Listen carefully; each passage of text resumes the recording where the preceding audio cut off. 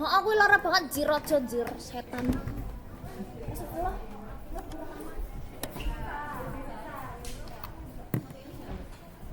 Iki. Mau.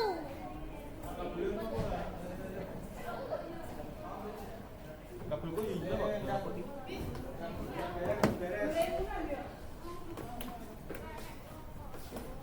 Kurang kita iki kabel. Apa aku? Aku bae sisan absen. Kamu mau Absen herbal tuh. kamu herbal? Oke, I love you so much. Kurang. Ya? 11. Lah kan Kurang gak kabel kabeh melu. Kan udah tutor anjir.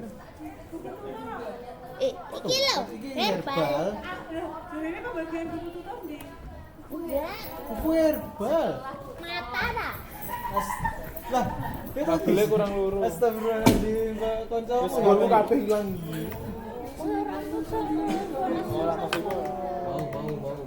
hilang nih. Saat tanda tangan kau. Oh iya. Ukur. Enggak ada pulpen. Sal, tanda tangan Sal. Ingat buka aja. Sal. Sik. Ini kira timbul toh dua hari. Tanda tangan. Yang hari Sabtu. Mantan. Yo. Lemah. Sal. Centang Apa tahu tamat kan di sana. Tamat cuma Oh iya, ya Jumat. Ya apa? Kayaknya Jumat deh. Iya. Jumat Ya udah sore. dua kan. Enggak perlu ini kan? Pakai ini aja. Segala di Ini aja speaker. Mana? Misal. Speaker ini lah, dengan aku ini rapat beres. Cepat. Lepes. Ada kuliah Pak? Iya, herbal dong. Ada kuliah Pak? Iya. Iya no. Ini mau serket kuliah kok. Iki dorannya jiko apa iki? Masuk kan dorin sisi. Wes ngene tak panggil nggih. Ngomong-ngomong iki. Hah? Aku ora masuk data. Repot iki Mas. Ceklek apa anjir? Ngeri jenengmu. Ah, udah masuk kan aku kelempar. Oh alah. Aku juga Vin. Dokter minta di laptopnya. Ini wis baru dong. Siapa yang? Hah? Nanti sana. Kabelnya kurang dua, jadi laptopnya langsung bisa masuk ini. Mau Halo, kemana? Bapak bisa open ya tuh. Kabelnya kayak ngene. Iya kabel HDMI terserah. Oh. Berarti aja sing Yo, ular kabel. Itu aja ngomong karo aku. Halo, Bukan PPJ. Iya. Aduh hari. Fahman? Ada nggak? Ngomong aja sing pengen ini. Maju. Maju. Eko bisa maju. Ngomongnya santai dulu, Pres. Ngomongnya santai, Pres. Jangan marah-marah dulu, Pres. Ayo, maju. Sila. Satu lagi. Aura. Aura.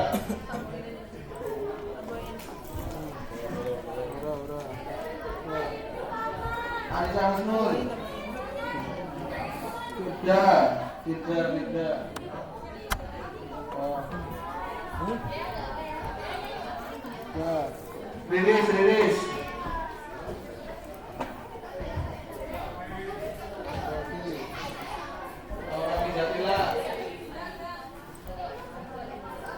Jatila ada nggak? Loh.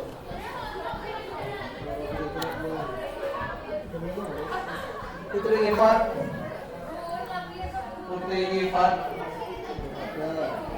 Floren. Javiona.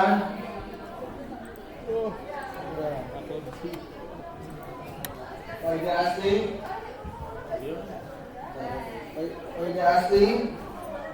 Fadila Nabil. Kirana.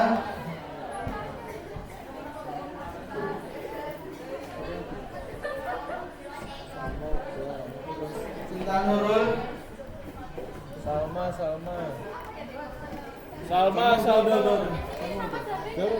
Udah. Siapa? Fadila Asti cowok wes. Sama Natasha. Natasha siapa? Natasha Aurel ya. Ya. Alicia. Lanjut Alicia. Alicia. Siapa lagi?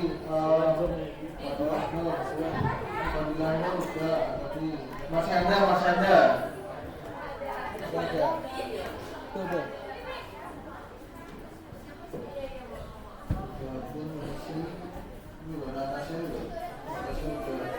Safira.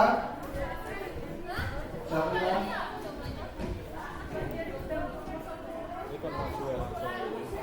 Daripada siji-siji.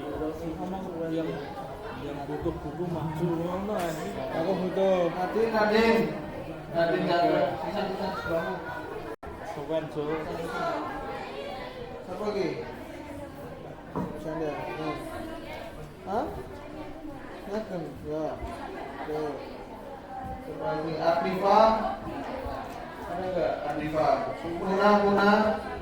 Kuliah apa, Bang? Muna. Ada enggak? Oh, Muna ada. Orang bisa kuliah. Iya anjing. Orang masalah Iya. kuliah. Mending pusing yang belum ngomong yang belum bisa maju. Jam 10 kuliah kok ini. Yang belum dapat buku bisa maju ya daripada satu-satu. Banget ini sama Tenggo sing burung sapa? Bisa dilihat. Yo. Mau 4. Buat Siapa aja.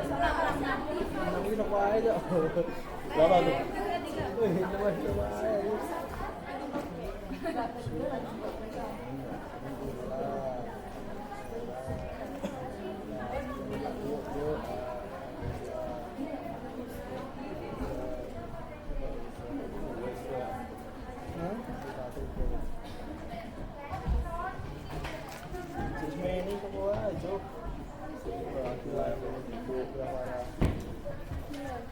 Berapa sih? Siapa lagi Tis? Mau bilang ya. Fatila ya.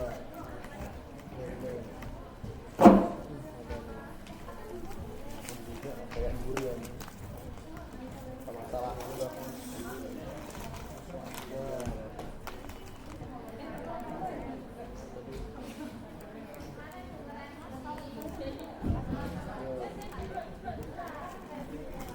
Siap. Kisahnya tak kayak durian. Aku di sini.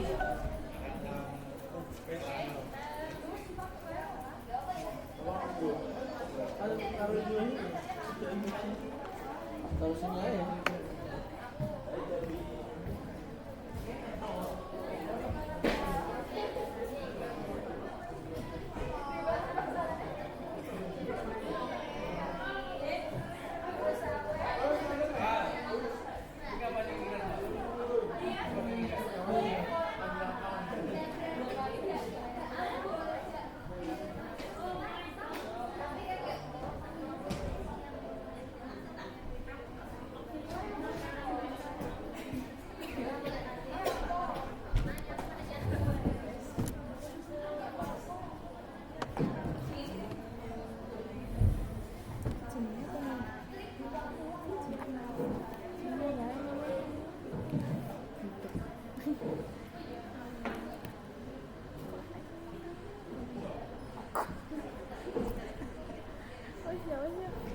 Rahman,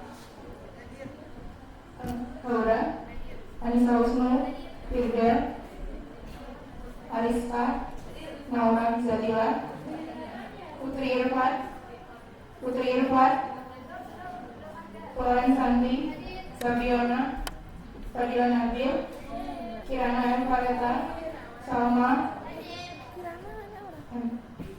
Cinta Nurul, Tisha, Fadila Nutriana. Oh, tuh.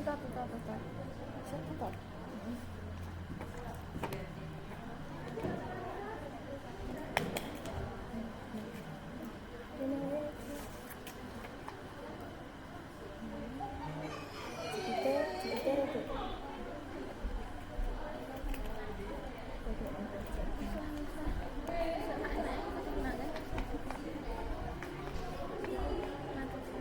Sujabil, Natasha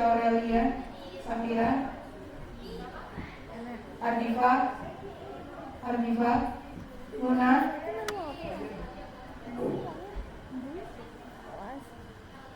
Luna, Pawas, Fadil, Linda, Wanda Malika, Siti Romi, Arya Pendra, Niagel, Nabila Aulia, Vera, Muhammad Gilang,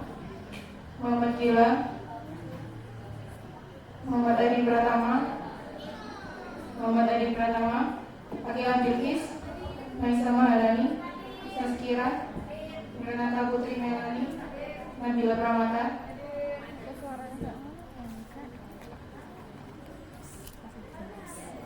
Dimas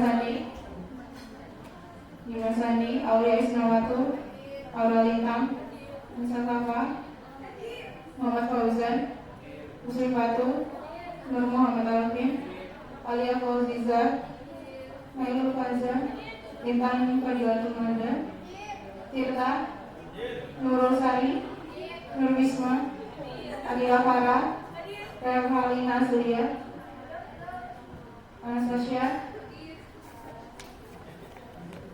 Sarana Dewi, Marsyanda Putri Armenita, Intan Mustika, Megaranda, Elo, Elvina, Nafisa, Najwa Cidikia, Nesyairul Afifah, Tasya Aulia, Anissa Diarangun, Alvin,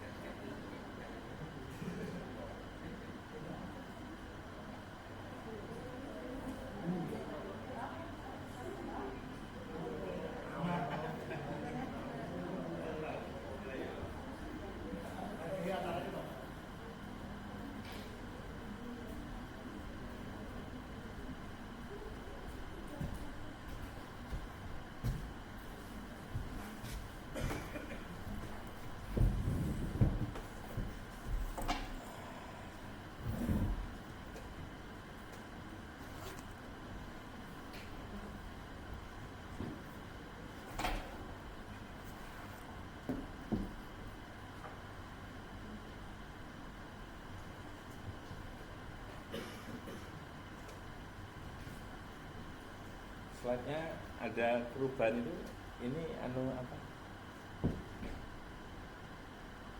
Mau saya kirim dulu atau? Halo? Siapa? Ke PJ-nya ya? Slide-nya diganti ya?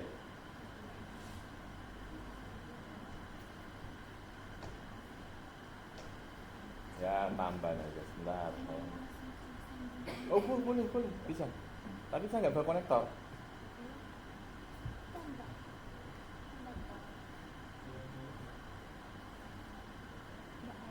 Nggak ada.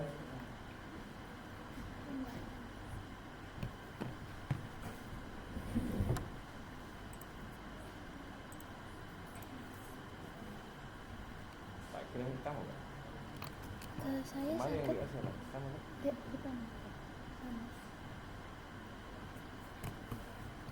Kemarin yang WA namanya Mbak Tera Azahra. Mana Mbak Tera Azahra? Pak kirim ke Mbak Tera ya.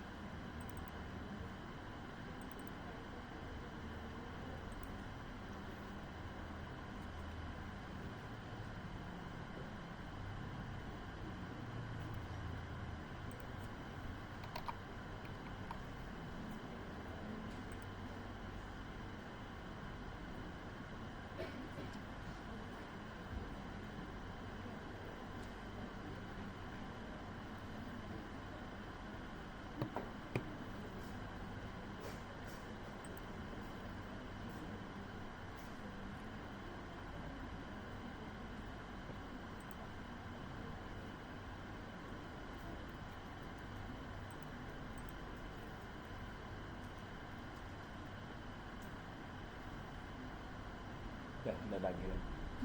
Udah.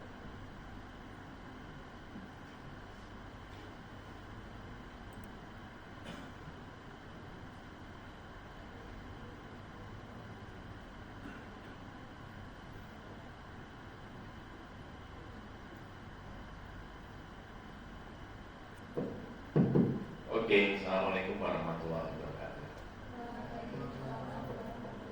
Alhamdulillahirabbil alamin, wassalatu wassalamu ala anbiya'il mursalin wa ala alihi wa ashabihi ajmain. Asyhadu an la ilaha illallah wa asyhadu anna Muhammadan abduhu wa rasuluhu. Allahumma shalli ala Muhammad wa ala ali Muhammad. Selamat malam semuanya. Pagi. Kayaknya kayak malam dulu, ngantuk semua kok. Pada lemas tuh. Semangat enggak nih? Kalau enggak semangat kita pulang aja. Oke, sudah ya. Baik, jadi saya akan menyampaikan materi tentang bioaktif herbal ya. Ini merupakan kalau di farmasi udah biasa gitu ya. Kalau di FK mungkin adik-adik juga mungkin agak merasa asing gitu ya. Jadi begini, kita perlu memahami bahwa yang namanya obat itu ya, obat itu bisa berasal dari sintesis ya. Bisa berasal dari bahan alam ya. Bahan alam itu bisa dari tanaman, bisa dari hewan ya, termasuk juga yang dari laut gitu ya. Bisa juga obat itu berasal dari produk-produk bioteknologi ya, produk bioteknologi ya, itu secara umum sumber obat itu ya. Nah, obat kalau sintesis ya kita sudah kenal ya. Kayak misalkan antibiotik itu sekarang mostly adalah sumbernya sintesis, meskipun dulu ada sumbernya adalah dari produk bioteknologi. Ya. Nah, kemudian contoh obat-obat antisintesis yang lain, misalnya paracetamol itu jelas ya, panadol itu yang paracetamol, ya. Ataupun mungkin produk-produk yang lain, gitu ya, yang sekarang ini beredar itu sebagian besarnya itu adalah produk sintesis. Nah, ada yang produk bioteknologi, ya, produk bioteknologi. Ya. Contoh misalkan apa, vaksin, ya, vaksin itu produk bioteknologi. Ya.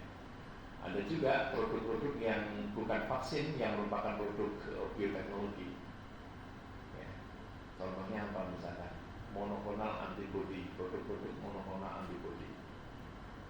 Ya. Misalkan kalau kita ini mengenal ada untuk kanker itu ada inhibitor tirosin kinase gitu ya. Itu diperoleh dari apa? Ya. Itu adalah dari produk monoklonal antibody gitu ya. Kemudian juga misalkan yang trastuzumab gitu ya. Itu contoh produk-produk monoklonal antibody. Gitu ya. Produk monoklonal antibody. Nah, baru kemudian ada yang berasal dari alam, salah satunya adalah dari herbal. Ya, jadi ini merupakan salah satu sumber obat yang banyak digunakan juga.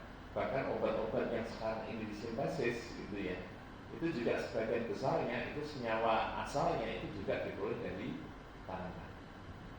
Ya, dari tanaman. Oleh karena itu perlu kami menyampaikan tentang bioaktif dari herbal. Dalam dunia pengobatan gitu ya, kita mengenal apa yang namanya fitoterapi. Ya, fitoterapi.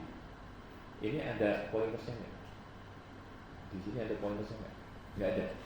Oke. Berarti kan saya di sini karena sekalian mengoperasikan di sini gini.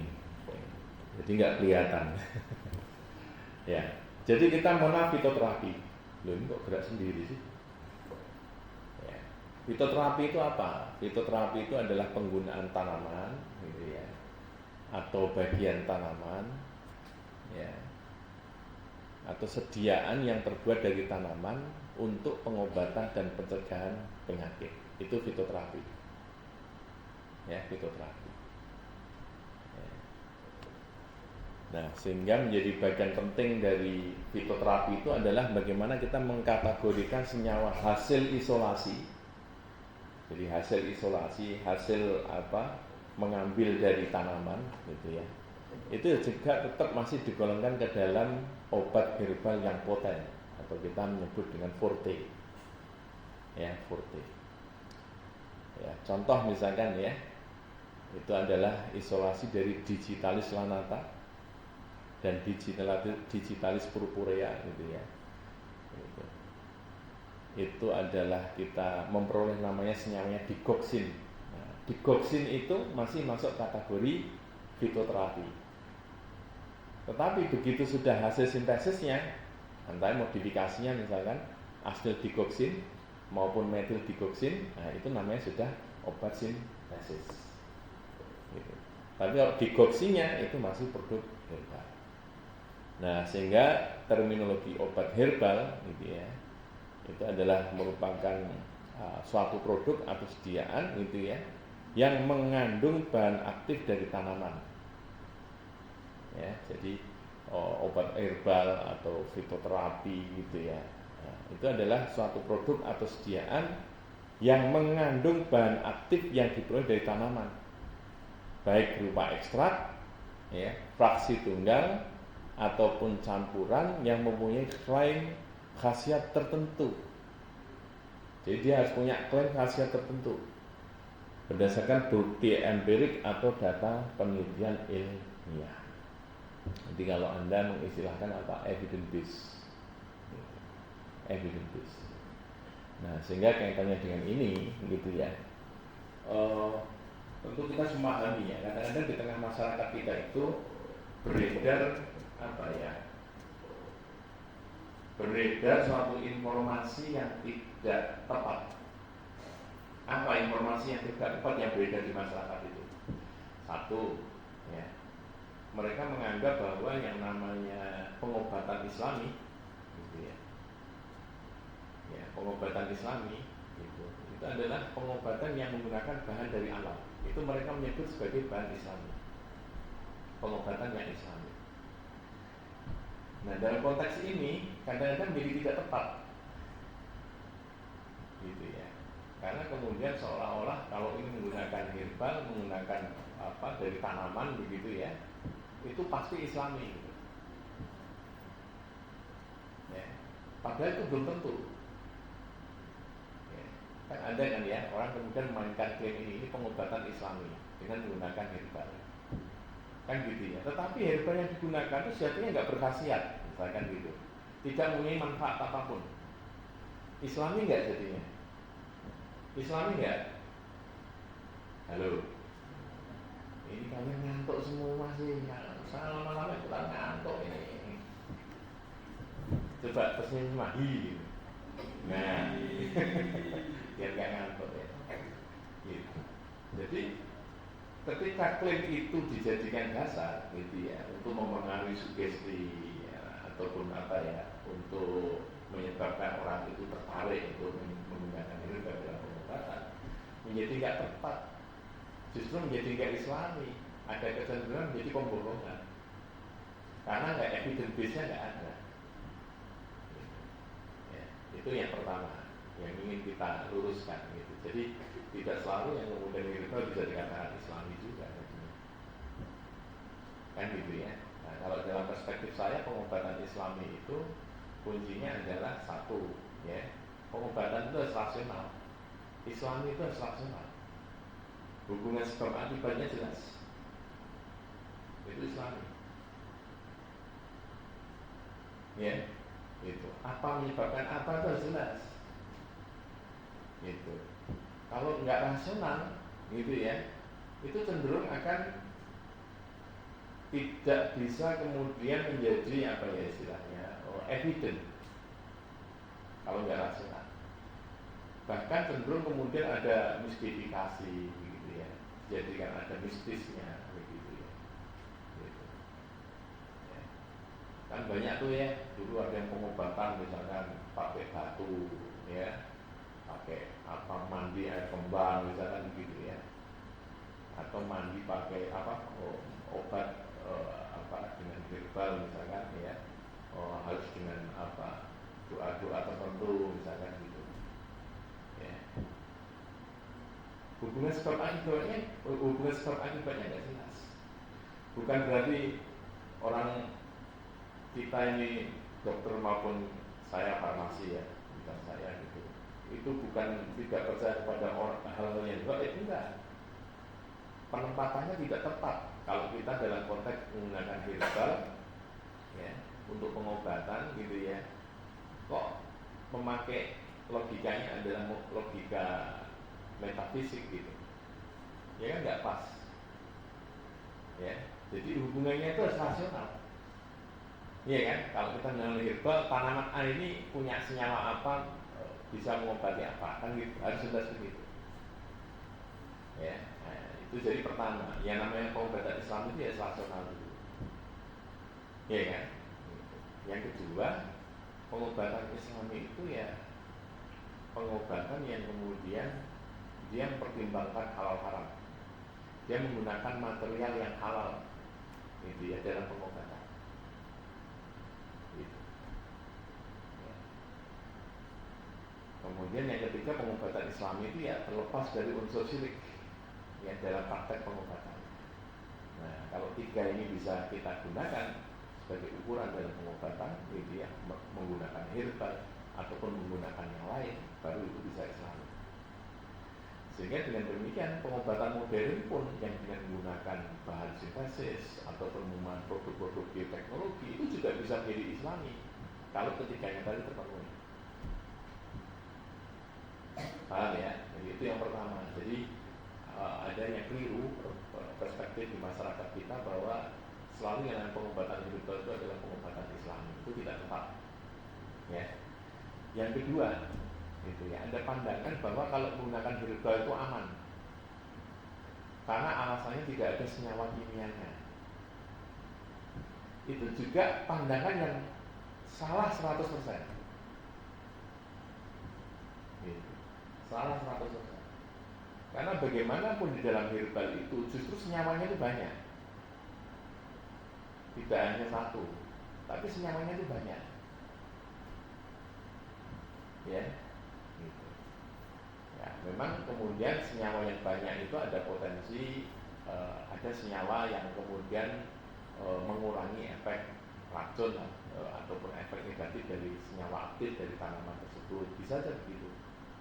Ya, ada yang kemudian kandungan senyawanya saling menguatkan potensi aktivitasnya, bisa saja begitu. Tetapi dengan kondisi seperti itu, bagi herbal, di produk-produk herbal itu justru senyawanya itu banyak, gitu ya. Kadang-kadang malah kita tidak bisa memonitor secara persis gitu adanya efek samping dari senyawa-senyawa yang ada dalam herbal tersebut. Gitu. Sehingga tidak tepat kalau kemudian herbal itu ya dikatakan aman. Tetap aja penggunaan pengobatan herbal atau fitoterapi itu juga harus ada aturan lainnya. Gitu. Harus ada aturannya. Kan ada tuh sementara orang yang kemudian dia mengkonsumsi herbal gitu ya karena cocok gitu ya, gitu. Dia mengkonsumsi jangka panjang. Akhirnya terjadi apa? Ginjalnya yang nggak kuat, ya kan? Entah gagal ginjal, ya, dan yang lain-lain. Dan itu banyak loh di tengah masyarakat kita. Jadi mereka asumsinya kalau herbal aman. Ya, nah, tentu dua hal ini sudah sangat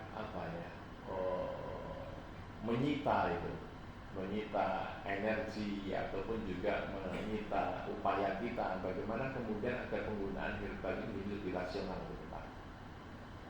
Kan gitu ya. Gitu. Sehingga kalau saya sendiri ya memaklumi ya ketika kemudian orang sudah sangat yakin dengan penggunaan herbal gitu ya, dia tidak menggunakan pengobatan modern gitu ya, tetapi ketika kemudian penyakitnya sudah bertambah parah begitu ya, gitu, dia baru kemudian beralih kepada pengobatan modern gitu. Ya kenapa? Karena dia pikirannya adalah tadi herbal itu aman kan gitu ya, herbal itu selalu punya khasiat ada betul.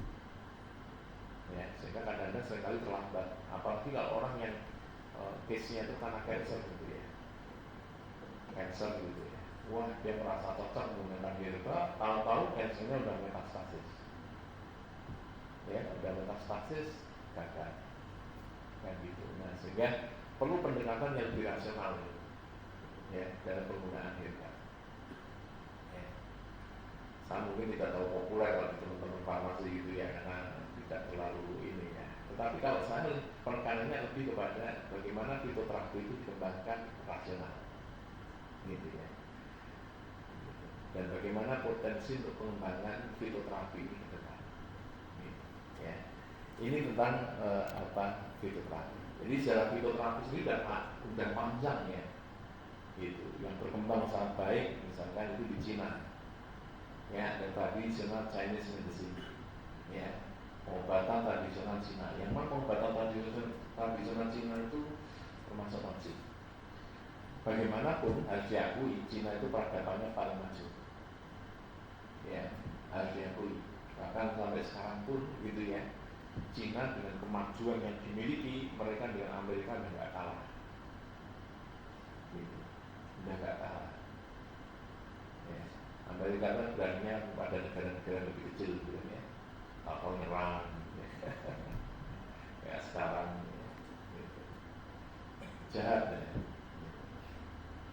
Jahat. Jadi orang lain nggak boleh, tapi dia boleh minta Amerika. Kalau Cina itu sejarahnya bukan berarti sama Cina loh ya. Cina itu memang coba dilihat ya dalam sejarah.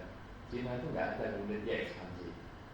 Kecuali salah satu negara bagiannya sekarang namanya Mongolia. Mongolia itu dulu dia ekspansi, tapi itu kan bukan Cina asli. Ya Cina daratan itu Dia tidak. Bahkan dia menjadi negara jajahan itu. Cina Selatan pernah dijajah Jepang cukup lama ya. Maka orang Cina itu dan orang Jepang tidak senang. Jadi kemajuannya luar biasa.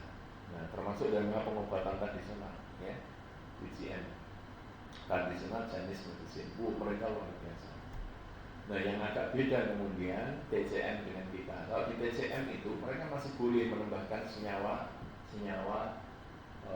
sintesis ke dalam obat tradisional mereka, ya, dengan aturan-aturan tertentu. Kalau di Indonesia nggak boleh. Produk obat herbal itu sama sekali nggak boleh dicampur dengan produk sintesis, ya, gitu. Kemudian di India dikenal dengan Ayurveda. Ya, kita ini sedikit banyak ngikut India, ya. Kemudian di Jepang ada namanya Kampo, ada Tibet juga mengeluarkan pengobatan tradisional. Indonesia ada jamu, di Bali ada Usada, Afrika pun demikian, ya. Kemudian Amerika Selatan dan Amerika Utara juga sebagian mereka menggunakan herbal.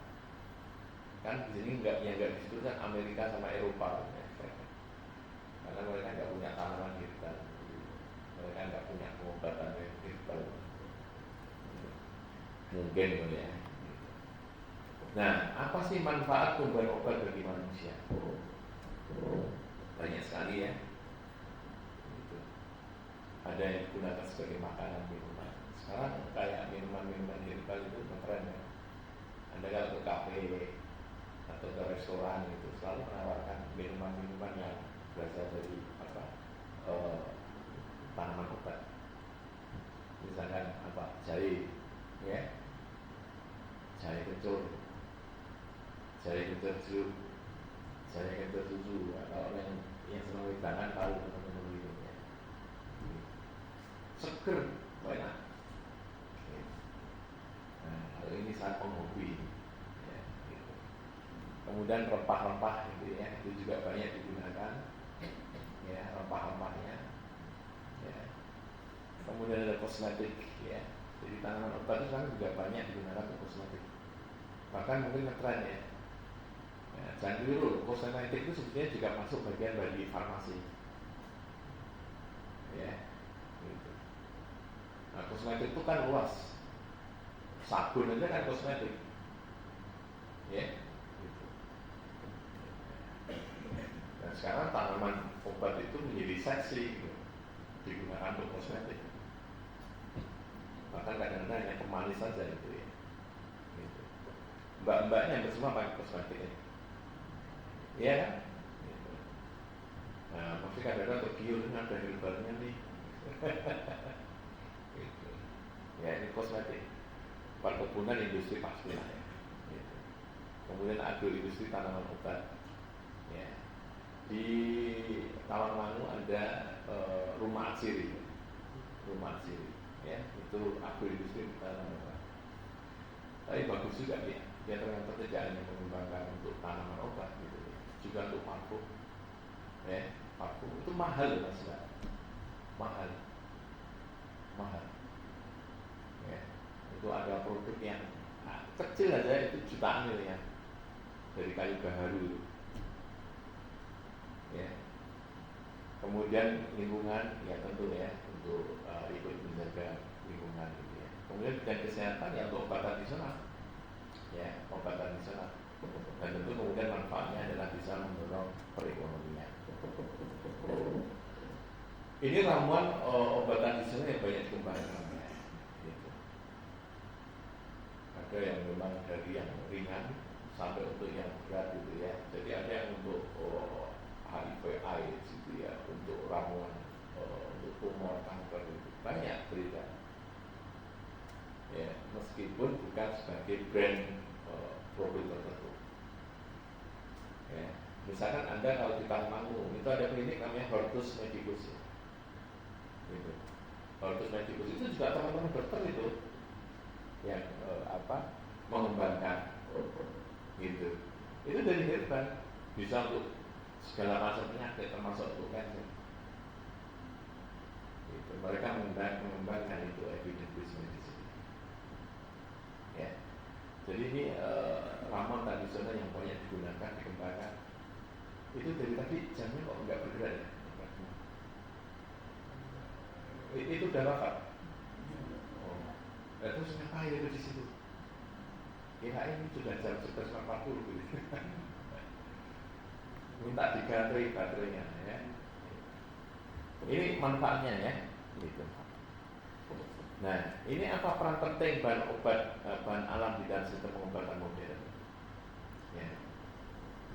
Ada 4 peran strategis ya. Saya kalau duduk tuh ngantuk ya lama-lama. Tak jalan-jalan ya.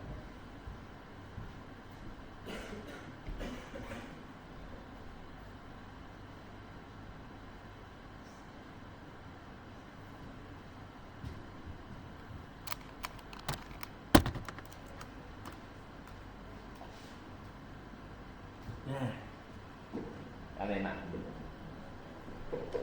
Oke ya. Jadi ada beberapa peran penting ya herbal gitu ya dalam sistem pengobatan modern. Yang pertama ya dia berperan sebagai obat alami yang efektif. Jadi herbal itu dia bisa berperan sebagai obat alami.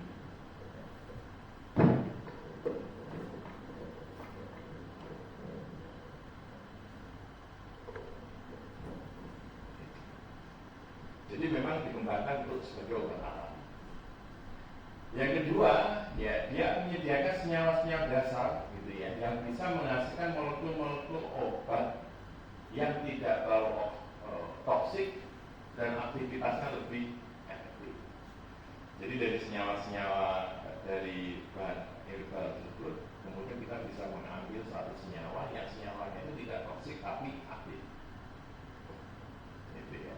Ini yang kedua. Yang ketiga, dia dapat digunakan untuk eksplorasi prototipe aktif biologis ke arah obat sintetik yang baru.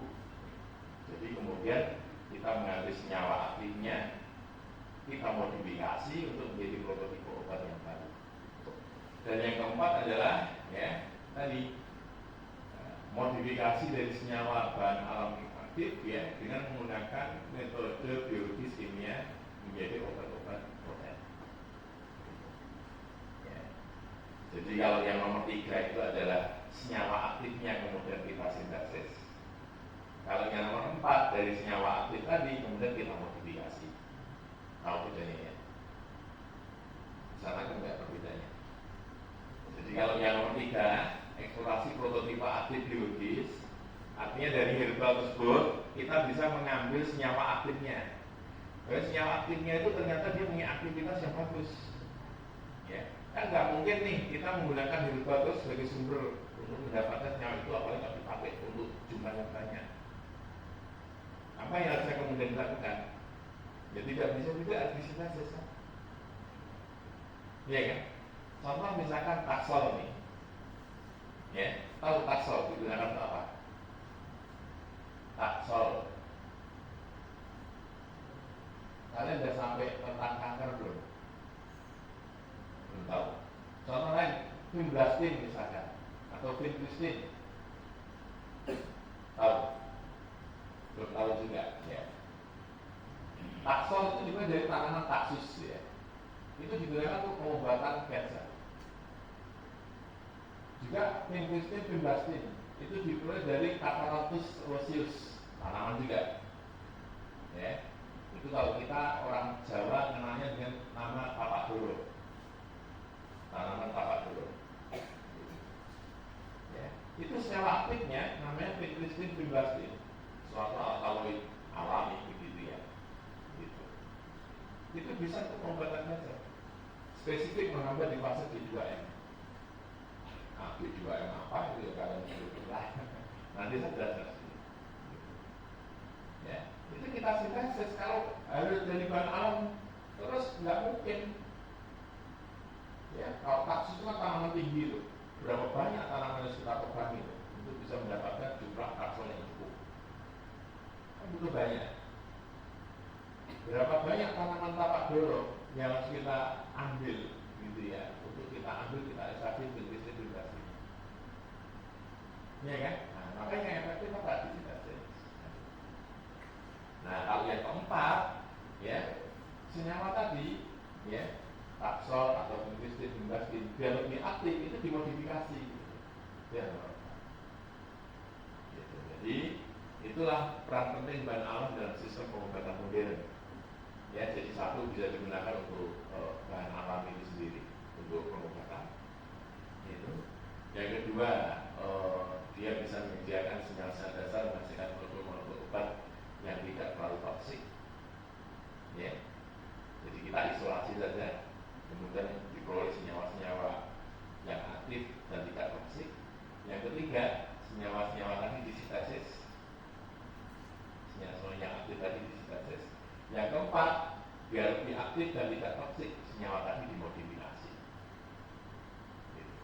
Itu nilai strategis dari bahan alam. Nah, jadi sumber tanaman obat itu merupakan salah satu bahan obat yang efektif. Contoh misalkan ya, tanaman obat itu seringkali kemudian kita modifikasi dulu, kita ubah dulu menjadi bentuk serbuk gitu ya. Dari bentuk serbuk ini kemudian bisa saja kita ekstraksi gitu ya. Gitu. Untuk kemudian kita kita gunakan ekstraknya gitu. Nah, kadang-kadang orang menggunakan serbuk atau ekstrak itu tanpa diisolasi lebih lanjut senyawanya. Kenapa? Ya, karena satu, senyawa aktifnya belum diketahui. Ya, jadi dia masih dalam bentuk serbuk atau dalam bentuk ekstrak, kan gitu. Yang kedua, senyawa aktifnya mungkin tidak stabil. Ya, yang ketiga, isolasi butuhkan biaya yang tinggi. Sehingga kadang-kadang orang pertahankan dalam bentuk ekstrak ataupun dalam bentuk serbuk. Ya, logikanya begitu. Ya, jadi ada 3 alasan. Kenapa digunakan sebagai bahan tanaman obat ini sebagai bahan obat yang efektif gitu ya. Itu dalam bentuk serbuk maupun dalam bentuk ekstrak karena 3 alasan. Iya kan?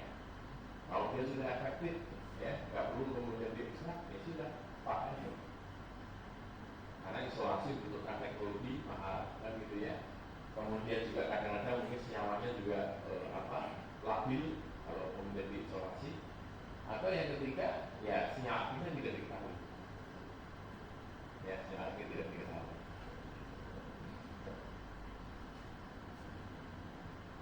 Nah, kemudian yang kedua adalah penyedia senyawa dasar sebagai sumber molekul obat. Kebanyakan obat dapat disintesis ya. Kebanyakan obat itu sekarang sudah dapat disintesis. Tetapi, gitu ya, beberapa secara ekonomis masih menggunakan tanaman.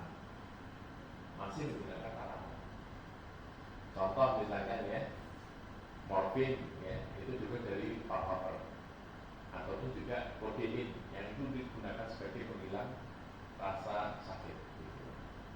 Ergot gitu ya, itu kita bisa peroleh ergotamin atau ergometrin ya, yang bisa digunakan untuk sakit kepala ataupun untuk aksi langsung pada otot putih. Ya, papaver kita bisa tanam sehingga kita bisa mengekstrak, bisa memperoleh morfin ataupun kodein ya. Kemudian ergot kita bisa memperoleh ergot tamin gitu. Jadi kita bisa memperoleh senyawa dasar sebagai molekul sumber obat. Nah, yang ketiga gitu ya, molekul-molekul yang kompleks ya, sebagai sumber molekul-molekul kompleks yang dapat dimodifikasi menjadi senyawa obat untuk eksplorasi prototipe. Ini yang nomor 3. Bagian dan kelompok ini. Oke ya, contoh misalkan Diosorea itu umbi-umbian. Kalau Anda orang Jawa tahu Billy gitu ya, Ui betul. Gitu. Umbi-umbian itu ternyata spesiesnya itu ada 600 lebih. 600 lebih, banyak sekali. Dengan berbagai variannya. Ternyata dari umbi-umbian itu kaya akan senyawa bioaktif fungsional. Terutama dalam bentuk polisakarida, saponin, ya, steroid, ya, disgenin, polifenol, alantonin, ya, diosursin, gitu. Ya, nanti akan saya contohkan beberapa. Nah, termasuk juga kedelai, soya. Ya, soya. Dia itu kayak protein, kalsium, ya, dan juga mengandung senyawa isoflavon. Maka susu kedelai itu kan banyak manfaat yang bisa diperoleh ya. Gitu. Jadi bisa mendukung tumbuh kembang anak, kesehatan jantung, ya, dan daya tahan tubuh, gitu ya. Tanpa kemudian harus meningkatkan kolesterol. Itu soya, ya, susu kedelai. Jadi kalau minum susu kedelai itu bagus. Ya, bagus. Nah ini beberapa contoh ya, senyawa yang diperoleh dari biosorea, ya. Contoh biosgenin. Biosgenin kalau Anda lihat ya, ini bentuknya adalah struktur steroid. Steroid. Ya. Ini merupakan senyawa paling utama yang diisolasi dari berbagai biosorea.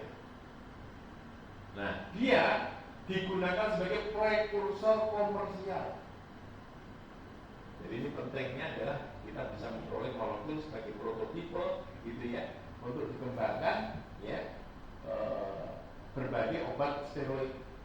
Nah, contoh misalkan ya, gitu, biosgenin ini dia digunakan sebagai prekursor untuk memperoleh steroid antara kortison, ya, kortikosteroid, bahkan juga progesteron.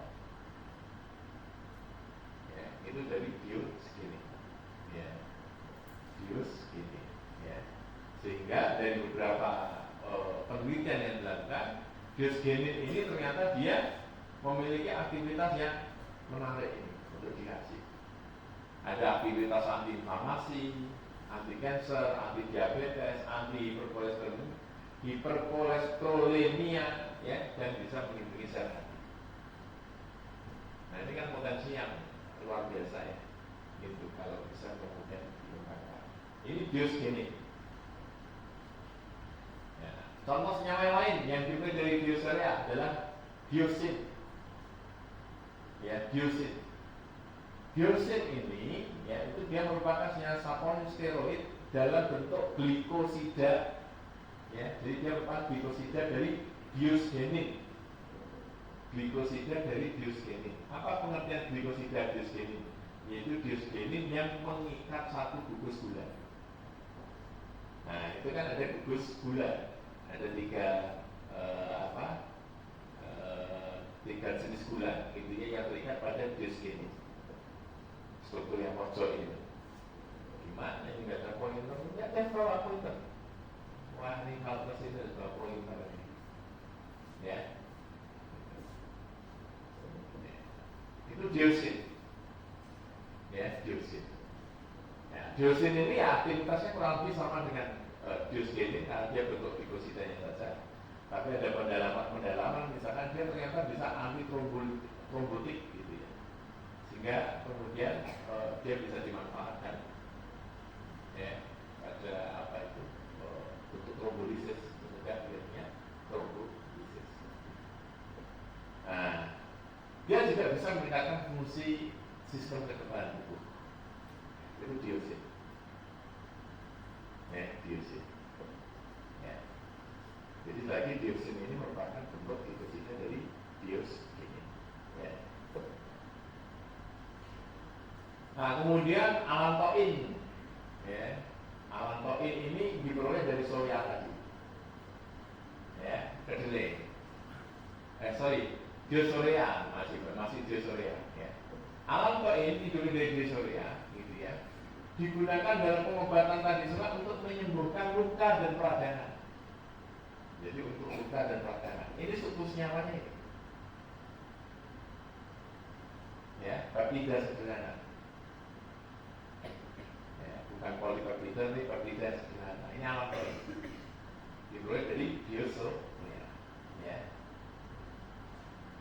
Nah, kemudian alantanin ini juga sama, masih diperoleh dari biosorea. Ya.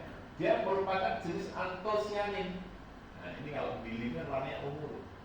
Jadi ubi-ubi yang warnanya ungu-ungu itu, ya, itu umumnya mengandung ini, ya, mengandung antosianin, ya, antosianin. Nah, salah satu jenis antosianin itu adalah alantanin. Ya, dia merupakan antosianin polifenol yang dapat diisolasi dari Biosorea alata, ya, yang dia memiliki potensi antioksidan. Jadi kalau polifenol, ya, dia antioksidan. Gitu. Ya. Nah, nanti implikasi klinisnya ya macam-macam itu, tidak spesifik kalau antioksidan itu. Ya. Nah, yang kami lakukan kalau antosianin itu arahnya adalah untuk namanya antioksidan ya, antioksidannya kuat, bagus gitu ya. Dia untuk mencegah apa? Penyakit apa? Lanjutan gitu ya. Karena diabetes. Diabetes itu kan dia bisa meningkatkan stres oksidatif nih pada jaringan tubuh kita, ya kan? Sehingga kemudian beberapa organ yang menjadi target ketika gula tinggi itu dia bisa mengalami penurunan yang cepat, misalnya pada mata, gitu ya, pada saraf kaki, gitu ya.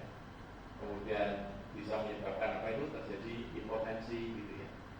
Maka kalau kita bisa mengembangkan antioksidan yang kuat, yang bermanfaat untuk tubuh kita, harapan kita bisa menyebabkan mengurangi terjadinya degenerasi dari sel-sel ataupun jaringan-jaringan yang tadi terdampak karena diabetes tadi.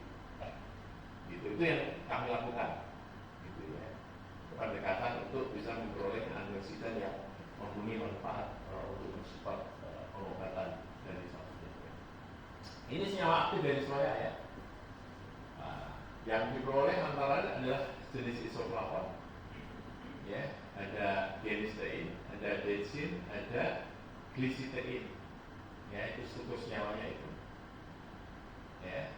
Kegunaannya dia sebagai fitoestrogen, jadi estrogen yang berasal dari tanaman.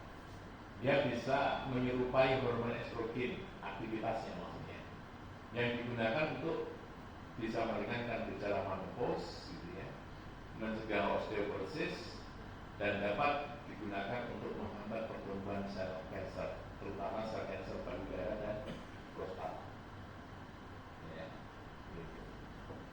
Nah, mekanismenya genistein ini bekerja dengan pendekatan pada reseptor estrogen, alfa ataupun beta, sehingga dia bisa menjadi inhibitor kompetitif dari estrogen natural. Nah, dia juga memiliki aktivitas antioksidan yang kuat. Nah, ini contoh senyawa aktif yang diperoleh dari soya. Ya. Itulah bioaktif. Nah, contoh yang lain adalah peptik asid, ya, yang dia digunakan sebagai suatu senyawa yang memiliki aktivitas antioksidan yang kuat, gitu ya. Yang risetnya itu diarahkan pada anti kanker, ya, dan berperan dalam peningkatan kesehatan vas.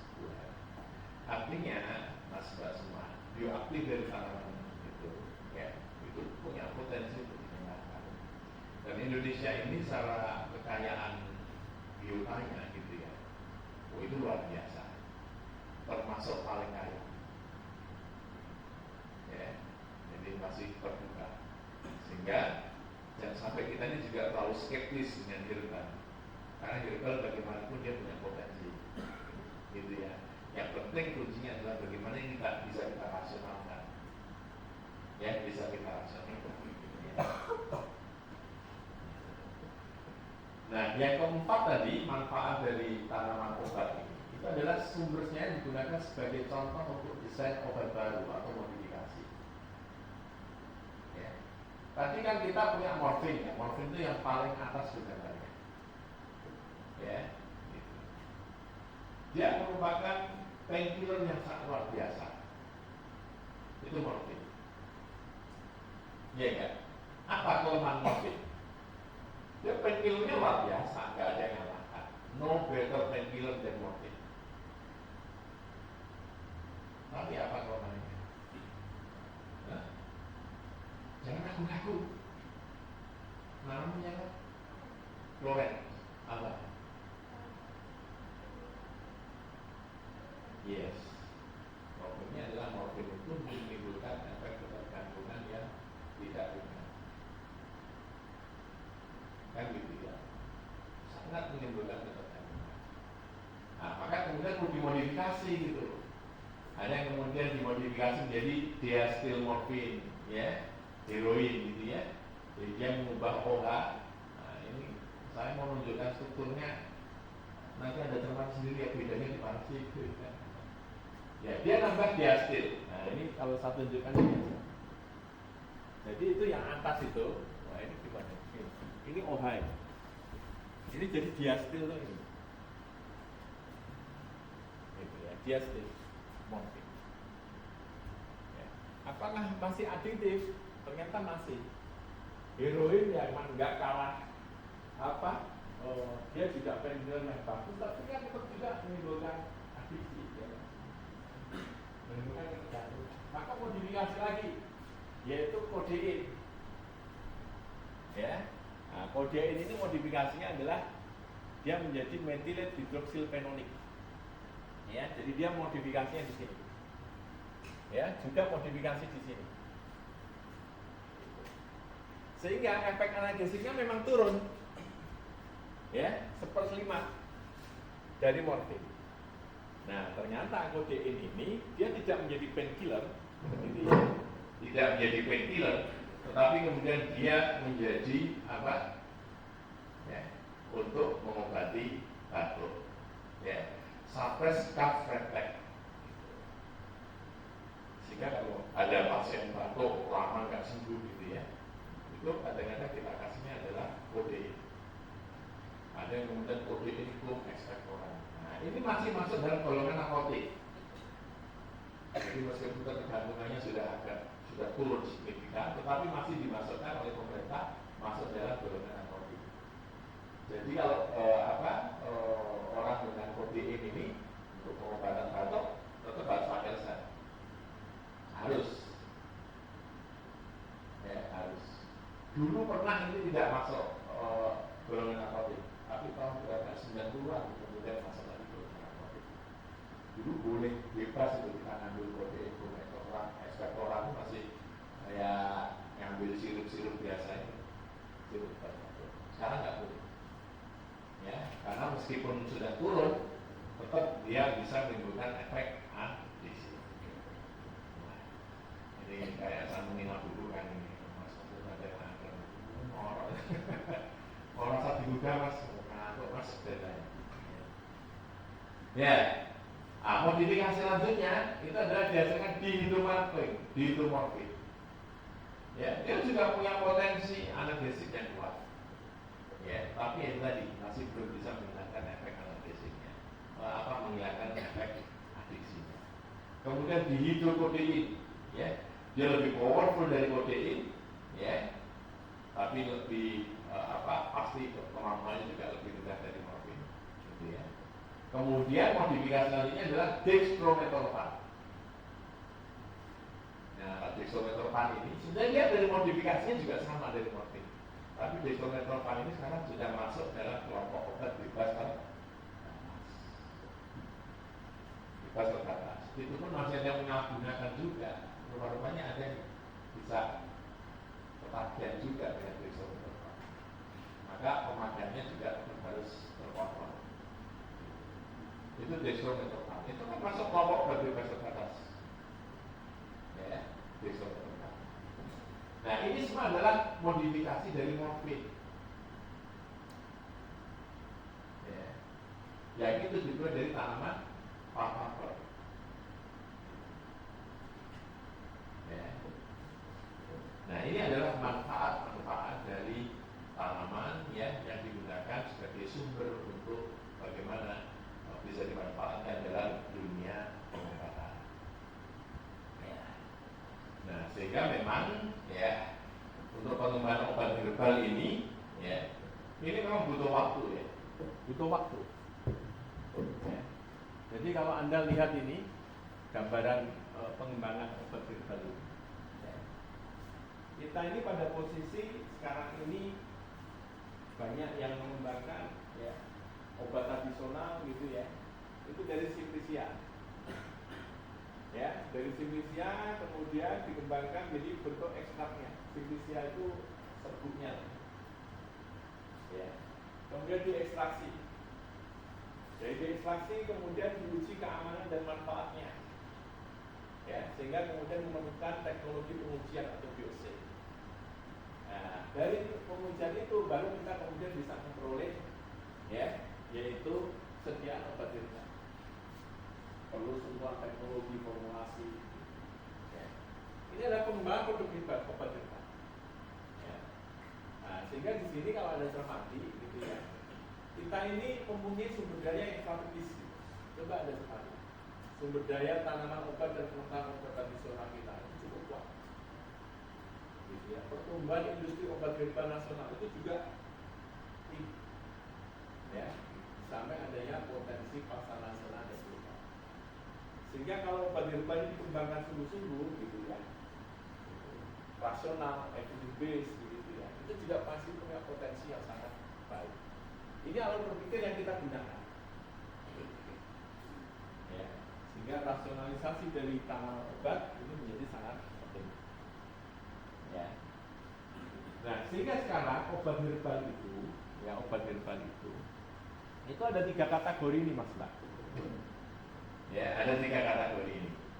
Yang pertama adalah jamu. Jadi obat herbal, gitu ya. Itu yang pertama adalah jamu. Jamu ini, ya, itu ya apa ya? Paling maksimal menggunakan simplisiannya. Bahkan kadang-kadang masih jamu ini menggunakan bagian utuh dari herbal tersebut. Ya kan? Misalkan jahe, kadang-kadang jahe disuguhkan masih dalam bentuk jahe dipotong-potong aja kan. Belum ada sentuhan teknologi yang terlalu advance gitu. Ya itu jamu. Nah produk jamu di negara kita ini banyak, 7.710 produk. Nah mungkin komposisinya yang sama.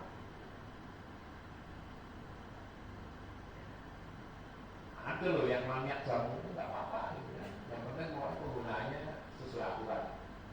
Jangan nggak perlu minum buat apa. Dulu ada mahasiswa saya, udah lama meninggal. Saya masih mungkin tahun ketiga ya, dia tahun ketiga. Angkatan awal itu meninggal karena apa? Karena dia tahu setiap menstruasi itu dia kesakitan, ya kan? Nah, dia minum sediaan herbal. Nah, kalau Anda tahu, ini saya nggak menyebut produknya. Dia intinya ada isinya kunyelase. Ya, itu dia menggunakan jangka panjang.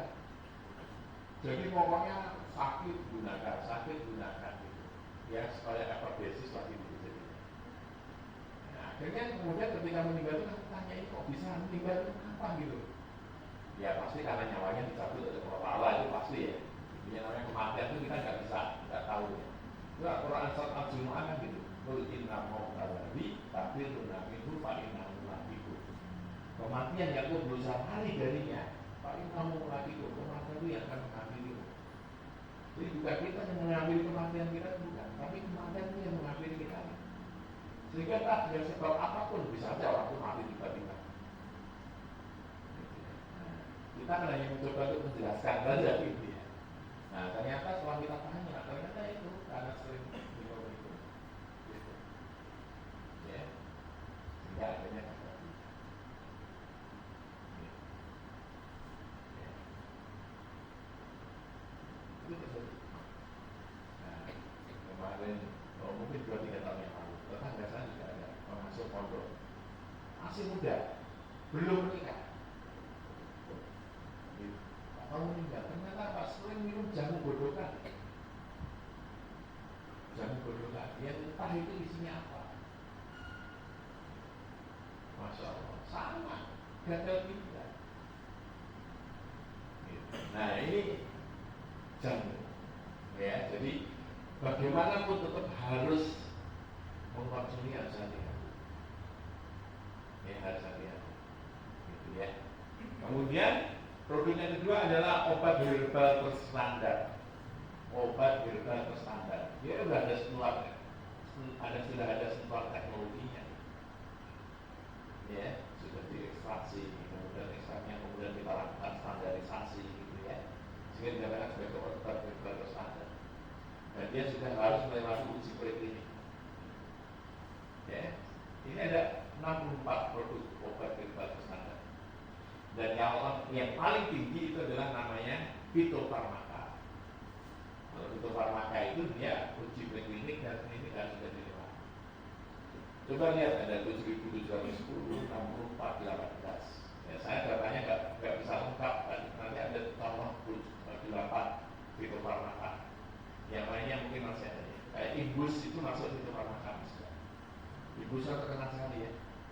Nah, sekarang sudah masuk ke persetan. Jadi kalau fitofarmaka itu sudah bisa diresetin. Gitu. Itu udah evidence based medicine-nya udah betul-betul keren. Itu fitofarmaka.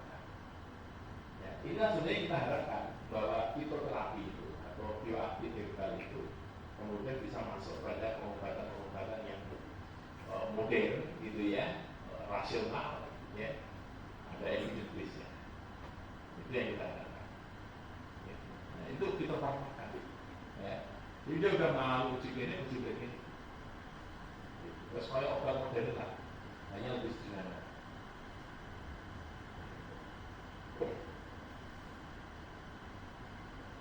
Nah, sehingga inilah bagaimana kemudian kita mendevelop gitu ya untuk obat-obat tradisional tadi. Jadi kalau kita menggunakan tanaman obat, modifikasi dan sentuhan teknologinya itu masih sederhana, ya maksudnya jamu tadi.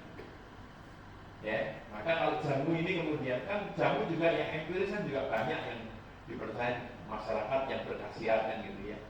Dan kota ruang memang juga berkhasiat. Gitu. Tapi kita ini sebagai orang yang berakal gitu, harus mencoba untuk menelusuri. Maka kita lakukan apa namanya primary bioassay, hydrogen screening. Ya, kita uji, ya, baik itu enzimatis maupun selulernya. Lanjut ada secondary bioassay, molekulernya seperti apa, gitu ya. Nah, sehingga kemudian ketika ini kita uji preklinik yang memiliki khasiat dan toksisitas, ya, bisa kita uji khasiatnya dan toksisitasnya sudah jadi OHT. Uji klinik ya kita menggunakan hewan uji ya untuk aktivitas tertentu.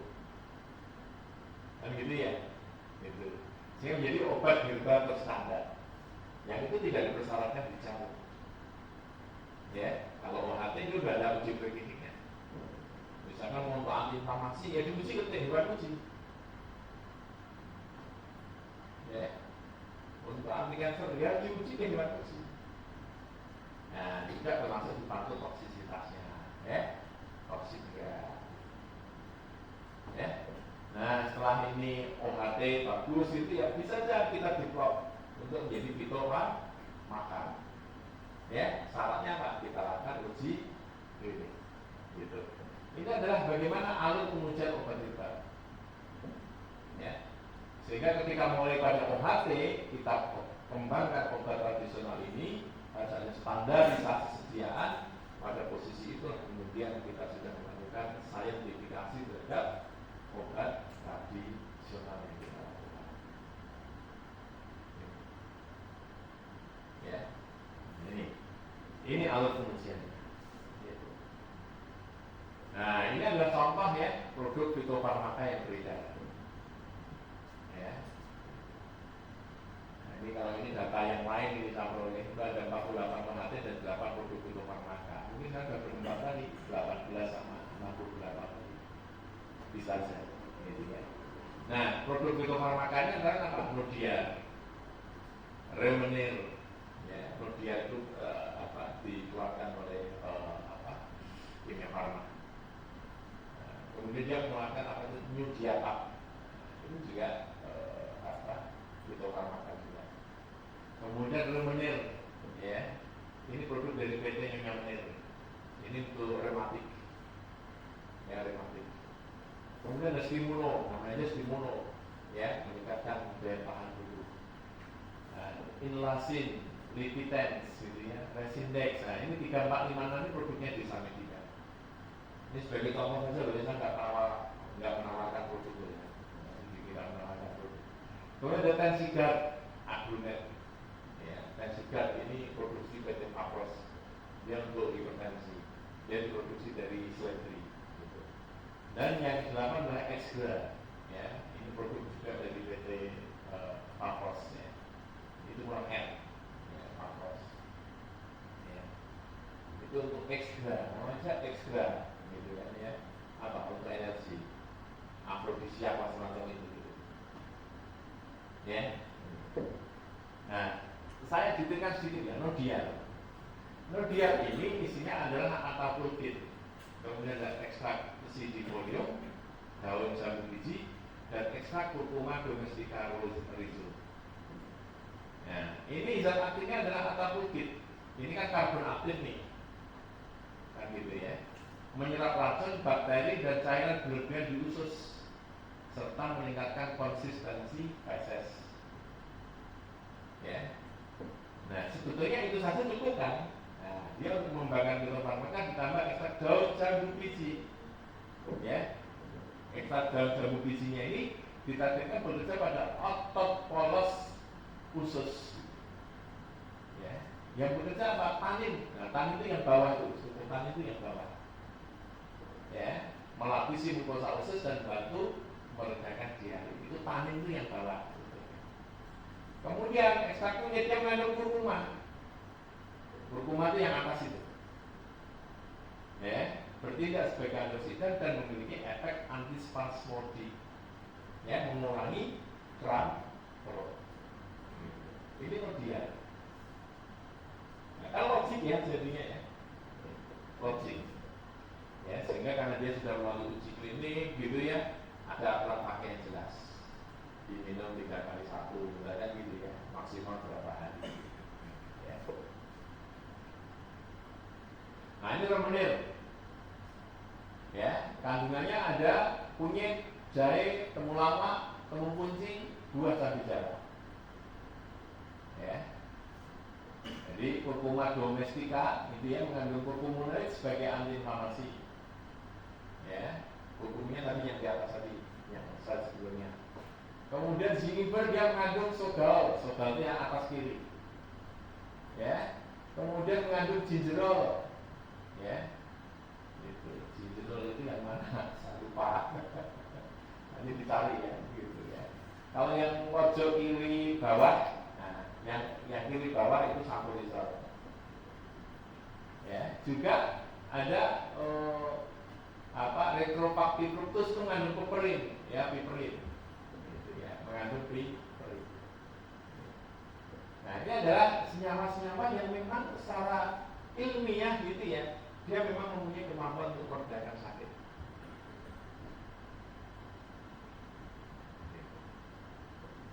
Nah, ini sebetulnya satu background di basis ya. Dan struktur seperti ini sebenarnya sangat bisa dibasis. Ini remanit ya.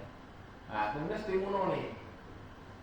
Stimulo ini kandungan senyawanya itu adalah dia adalah terutama mengandung Phyllanthus niruri. Coba nanti ada lihat kalau ada punya imbus gitu ya. Imbus itu juga Phyllanthus niruri. Itu bahasa Jawanya menirang. Ya, menirang. Ya. Nah, senyawa yang dikandung apa? Ada pilantin, ada hipopilantin. Ya, pilantin, hipopilantin. Ya, yang memiliki efek peran melindungi hati dan antiinflamasi. Ya, juga dia mengandung quercetin. Quercetin itu yang bawah. Itu quercetin.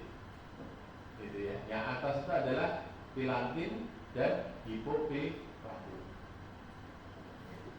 Itu distimulus. Sehingga rasional, clear.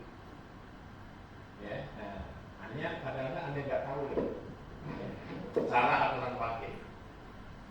Jadi menggunakan stimulo atau ibulosi kadang-kadang orang mengkonsumsinya pengiranya nggak ada masalah apapun ya, karena pada minum 3 kali 1 gitu ya, gitu 3 hari ya, atau mungkin diperpanjang ya, kalau belum sembuh diperpanjang 4 hari 5 hari.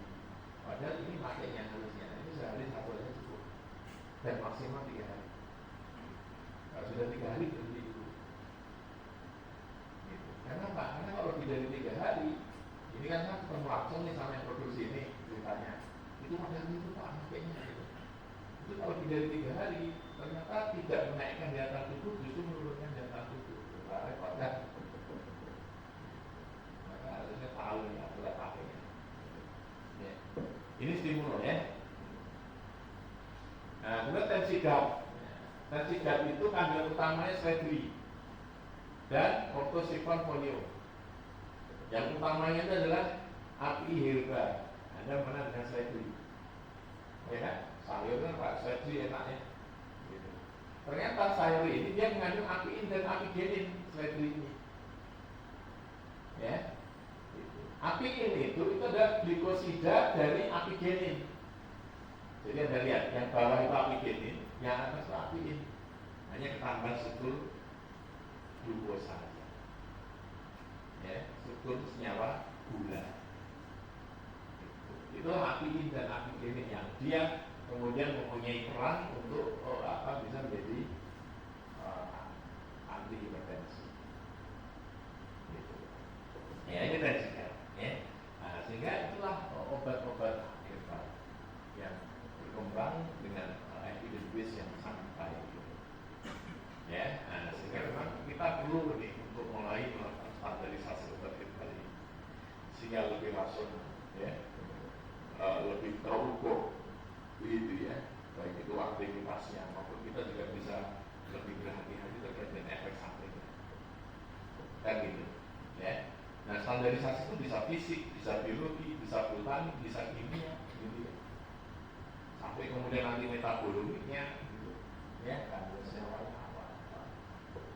Ini standarisasi yang kita lakukan. Nah, sehingga obat herbal itu potensinya relatif sama. Ya, kalau nggak melakukan standarisasi, ya kan, daerah tumbuhnya beda aja, khasiatnya bisa beda, ya kan, bisa beda. Ya, contoh pembuyung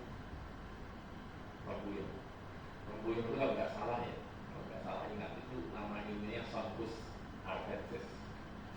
Pembuyung yang dia tumbuh di Gunung Kidul, yang di daerah berkabut itu. Ya, berkabut dengan tempuyung yang tumbuh di daerah tempat lain yang tidak di daerah-daerah berkabut, itu kemampuannya, khasiatnya berbeda. Tempuyung yang tumbuh di daerah gunung itu yang banyak daerah-daerah berkabut gitu ya, dia bisa digunakan untuk menghasilkan batu ginjal, ya. Di daerah tempat lain khasiatnya beda. Nah itulah makanya kemudian penting untuk melakukan standarisasi, ya, untuk melakukan standarisasi. Ya. Gitu. Nah, standarisasinya salah satunya adalah bagaimana kemudian kita menyiapkan sediaan dari tanaman tersebut, gitu ya. Nah, kita mengenal teknologi untuk ekstraksi, gitu ya, sampai kemudian kita bisa memperoleh isolat dari satu senyawa, gitu ya. Gitu. Jadi dari simplisia kita screening primary DLC-nya, kita peroleh ekstrak aktif. Ekstrak yang aktif ini kita uji lebih lanjut, kita boleh fraksi A, fraksi B, fraksi C, misalnya gitu ya. Kita screening lagi, ada yang inaktif, ada yang aktif. Nah, yang aktif itu kita screening lagi, kita isolasi sampai dapat senyawa A, B, C, D. Mana senyawa yang aktif? Oh ternyata yang aktif senyawa C. Itulah yang kemudian kita lanjutkan uji. Ini yang kita kenal dengan secondary bioassay. Ya, secondary bioassay. Ya, inilah bagaimana kita mengembangkan cara untuk ekstraksi dan isolasi, sehingga teknologi ekstraksi itu ya, itu menjadi sangat penting untuk bisa kita peroleh standarisasi dari tanaman obat tersebut. Sehingga di sini ya, ekstraksi zat bioaktif dari bahan alam itu merupakan salah satu tahapan yang penting. Ya, tahapan kritis pada proses produksi obat herbal. Ya, itu tahapan yang penting. Karena kalau kita di standarisasi ekstraksinya ini nggak berjalan dengan baik, kita nggak akan bisa mendapatkan senyawa yang terstandar juga. Gitu. Ya, nah sehingga sekarang ya prinsip umum ekstraksi itu ya bagaimana kemudian kita mengambil bahan aktif dari tanaman itu. Ya. Sehingga kita mengenal istilah dengan istilah ekstraksi padatan cairan, solid liquid extraction. Ya, sehingga kita bisa mengambil senyawa bioaktif dari tanaman tersebut. Solidnya apa? Tanaman. Ya, kalau herbal itu yang kita gunakan kan semuanya bagian yang padat, solid. Solid yang kemudian kita ekstraksi dengan cairan, maka dikatakan sebagai solid liquid extraction. ekstraksi padatan, ya, termasuk bahan-bahan dari herbal itu padatan, itu bisa ada dua pendekatan. Ada yang pendekatan konvensional, ada yang pendekatan modern. Ya, pendekatan konvensional itu termasuk apa? Fermentasi, maserasi, perkolasi, itu konvensional. Aku cuma direndam saja, maserasi itu direndam saja, beberapa hari dibiarkan. Itu apa? Namanya maserasi. Itu sudah ekstraksi. Anda itu setiap hari, kalau yang senang kopi, senang teh, itu pada dasarnya Anda melakukan ekstraksi. Ya, tekniknya itu namanya maserasi itu.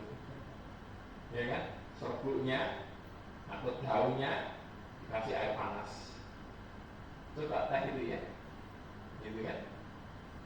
Daun teh itu begitu Anda kasih air panas, airnya menjadi berwarna apa?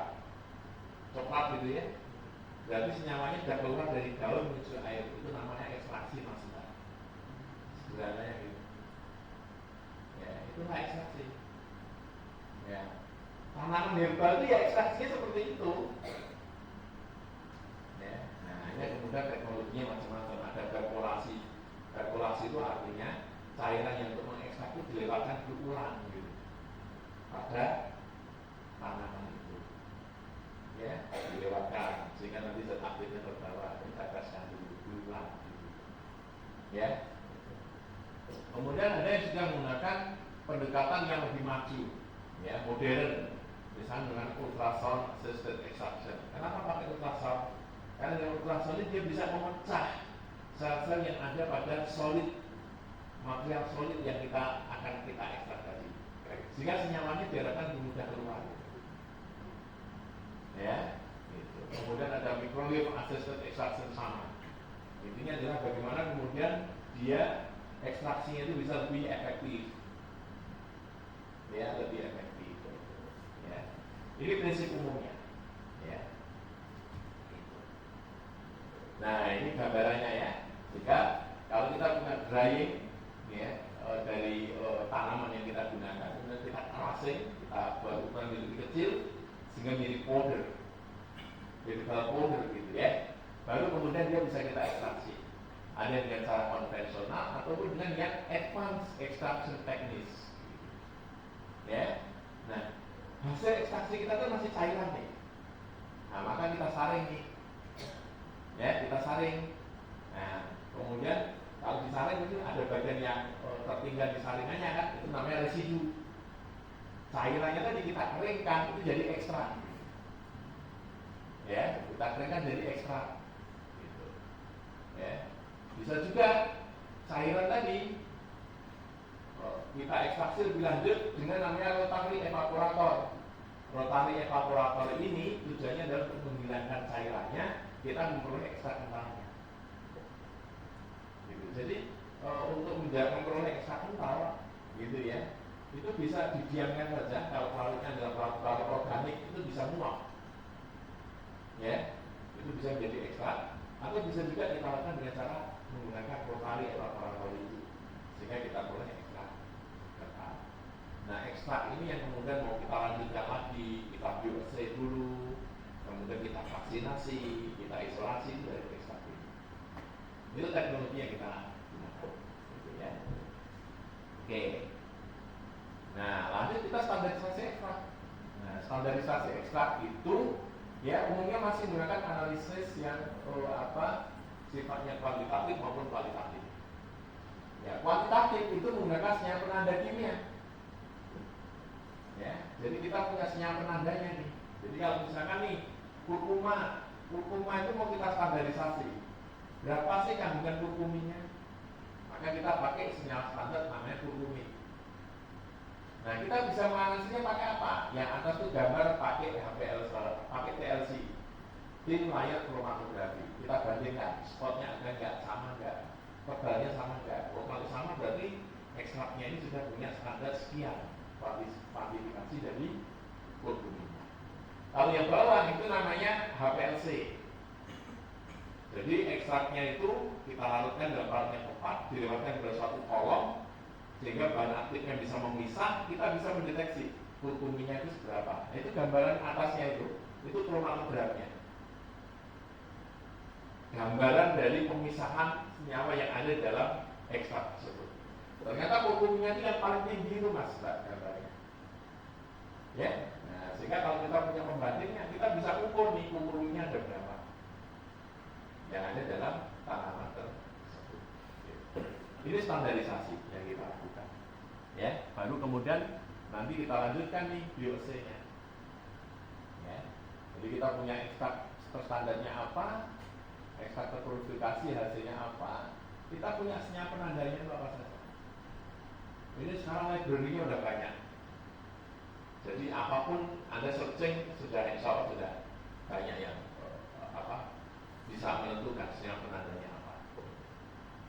Ya, ini beberapa contoh ya 2, 3, 4, 5, 6, 7, 8. Nomor 1-nya aja nggak ada, nomor 9-nya nggak ada. Nah ini contohnya. Ya. Jadi contoh misalkan yang paling gampang tuh temulawak, kurkuma. Ya senyawa penandanya adalah kurkumin. Seledri, senyawa penandanya ya adalah apiketin. Ya, itu senyawa penandanya. Ya. Nah dari itu maka kemudian kita bisa menentukan. Ya. Tadi kan kita ekstrak, kemudian kita cek nih, gitu ya. Ekstraksi itu kita harus mencari pelarut yang tepat. Ya, pelarut itu pilihannya adalah pelarut yang kemudian apakah dia itu senyawa polar, semipolar, atau senyawa non polar, itu bisa kita target dulu. Ya, kita target dulu. Ya, nah, maka di situ, ya, dengan pelarut-pelarut yang variasi pelarut yang ada, ya, begitu, kita bisa menentukan nih yang optimal yang mana. Ya, kita bisa membandingkan teknik dapat yang digunakan pada proses ekstraksi. Ya, yang paling efektif yang mana? Nah, tampaknya pelarut yang menggunakan dari petrokimia, gitu ya, itu sudah ya ada memang kelebihannya. Kelebihannya apa kalau petrokimia itu? Dia bisa mengekstrak senyawa non polar yang warna hijau itu mas. Nah, itu menunjukkan bahwa pelarut dari petrokimia itu dia bisa, kalau sama misalnya pelarut organik, ya bisa menyalurkan senyawa non polar yang signifikan. Nah, padahal senyawa-senyawa aktif itu umumnya non polar. Gitu. Ya. Dan kategori senyawa yang lain. Nah, dari itu, ya kita kemudian melakukan bioassay. Saya mencontohkan, ini penelitian saya, jadi saya video yang menyampaikan. Saya dulu meneliti herbal, ya, untuk kanker. Ya, herbal untuk kanker. Jadi eksplorasinya di sumber bahan alam Indonesia sebagai agen kemopreventif. Ya, waktu itu kemudian kita menggunakan studi dalam menggunakan kurkumin. Ya, kemudian dikembangkan turunan-turunannya. Gitu. Ya, ternyata ini kan siklus sel normalnya seperti ini nih. Sel itu kalau siklus selnya itu ada G0, G1, RS, G2, RM, N gitu ya. R itu restriction point. Jadi sebetulnya kalau ada kelainan pada sel yang akan membelah, ada restriction point, ya maka ada proses untuk menghentikan proses pembelahan itu. Tapi pada beberapa kejadian kanker, restriction point-nya sudah tidak berfungsi, sehingga pembelahannya terus berlangsung. Ya, pembelahannya itu diawali dari apa sih? Ada sinyal mitogenik. Ya, sinyal mitogenik ini akan menyebabkan terjadinya inkorporasi antara siklin dan siklin di pandemkinase. Ya, inkorporasi siklin dan siklin di pandemkinase ini akan menyebabkan yang namanya fosforilasi retinoblastoma. Jadi kalau siklin dan siklin di pandemkinase ini sudah bergabung, dia aktif, dia bisa memfosforilasi protein retinoblastoma. Nah, kalau protein retinoblastoma itu fosforilasi, dia aktif. Begitu dia aktif, dia akan menyebabkan aktivasi dari elongation factor E2M. Kalau E2M-nya ini aktif, dia akan bersintesis banyak protein yang berfungsi pada proses pembelahan sel. Gitu. Nah, sehingga strateginya apa nih? Kita harus mencari senyawa-senyawa yang bisa mencegah siklus sel ini. Ya, bisa mencegah siklus sel ini. Nah, itu yang kemudian jadi dasar bagaimana kemudian kita mengelaborasi kurkumin potensi yang melatih kanker ini. Ya, Nah, kenapa kemudian kita kurkumin? Nah, ternyata kurkumin itu kalau kita lihat ada beberapa kelebihan. Kurkumin itu dia mencegah terjadinya gambarnya rakyat. Sorry, ini gambarnya harus saya gitu. Gedein dulu ya, biar Anda bisa saya jelaskan sedikit.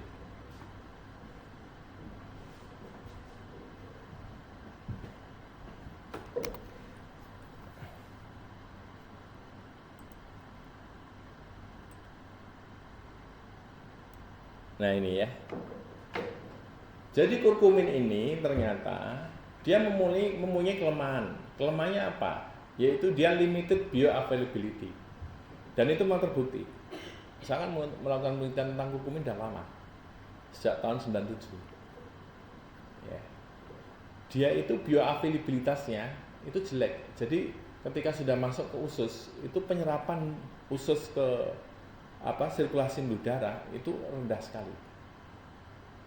Itu. Tetapi dia punya aktivitas, tadi diare sudah ya, saya jelaskan. Ternyata dia punya aktivitas terkait dengan kanker itu, dia bisa mencegah terjadinya angiogenesis. Ya.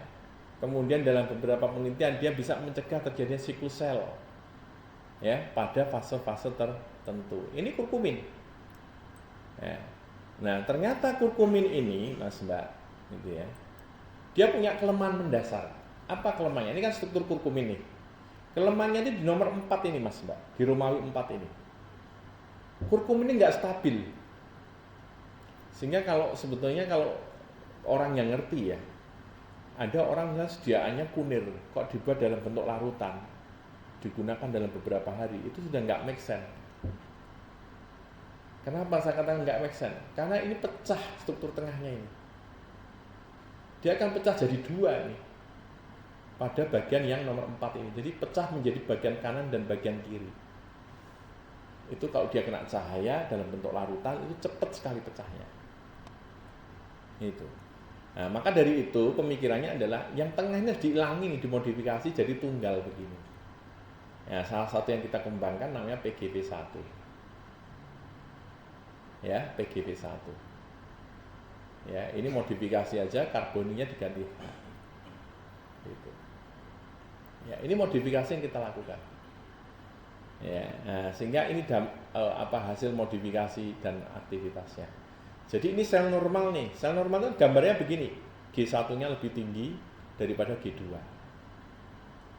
Gitu. Kemudian kita berikan perlakuan kurkumin maupun turunannya tadi, ya. Ternyata begitu dia diberikan perlakuan, selnya itu langsung numpuk di G2 semua. G1-nya hilang tapi numpuk di G2 ini. Ya, ini pada 12 jam pertama. Pada jam ke-24, G2-nya turun, tetapi setelahnya ini kita menyebut sebagai hiperploidi. Itu tinggi gitu. Apa yang terjadi? Oh, yang terjadi kemudian ternyata sel itu terakumulasi pada fase G2M, hiperploidi. Ya, itu demikian juga terjadi pada kurkumin maupun PGP0 turunan yang lain. Hanya pada kurkumin dia efeknya paling lemah gitu. Ya, paling lemah. Ini kami yang melakukan. Itu, ya. Nah, ini sampai pada molekulernya. Tadi kan sampai bioassay-nya sampai ke molekuler. Jadi kurkumin ini juga kita lakukan sampai molekuler. Gitu. Nah, sehingga dari itu kita mencoba melihat bahwa yang mempunyai potensi ya untuk dikembangkan sebagai anti kanker. Ya, hanya memang kemudian ya berhenti karena untuk di Indonesia itu untuk rilis sampai menjadi obat kan tidak ringan itu. Ya, butuh uji klinik gitu. Itu mungkin yang bisa saya sampaikan. Silakan kalau ada yang mau didiskusikan. Silakan. Ada yang mau ditanyakan?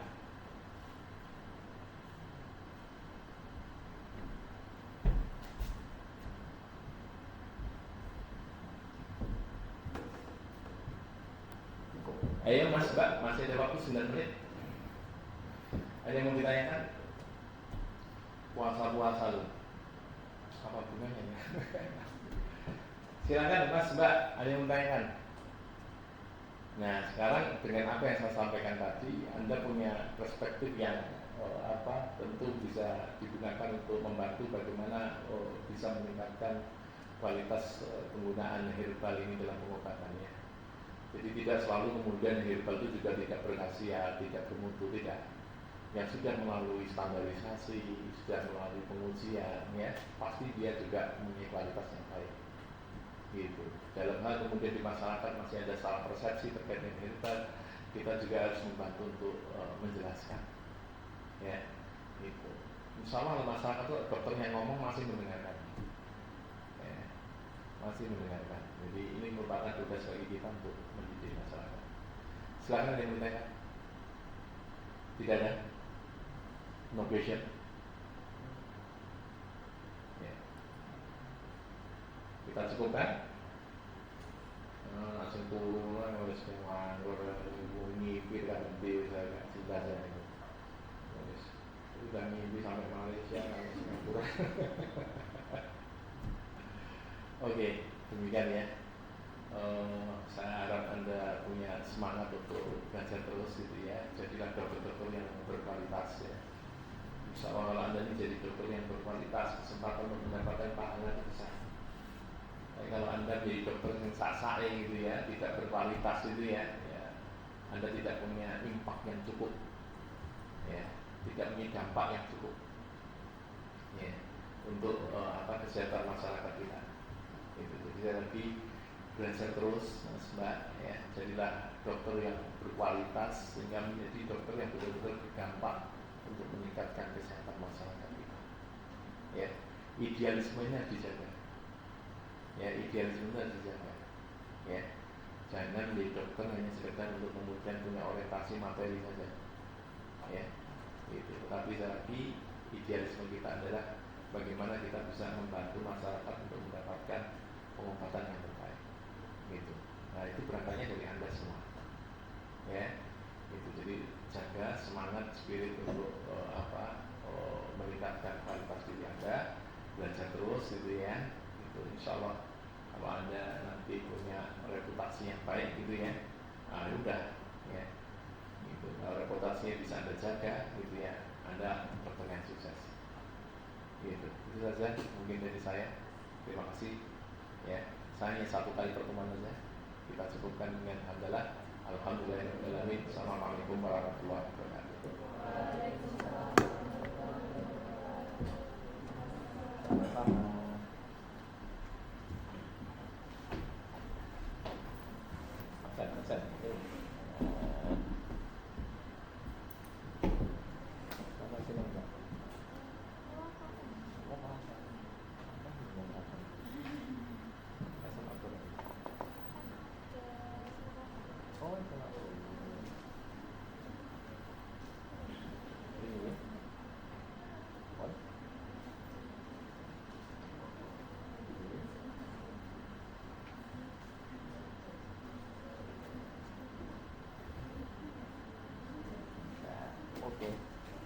Oke, assalamualaikum.